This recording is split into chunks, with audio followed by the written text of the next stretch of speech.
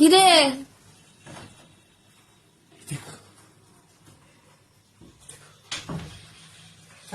বাটুলি হে কোথেকে মারিছিস?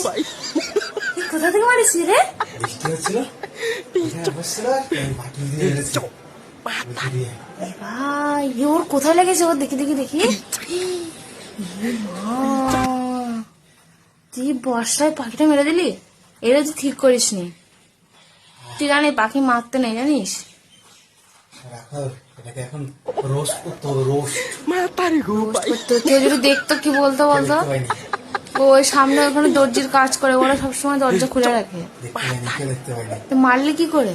বাটুল জি রাস্তাটা বসছিল, আস্তে আস্তে গেছি গিয়ে ঘুরতি দিয়ে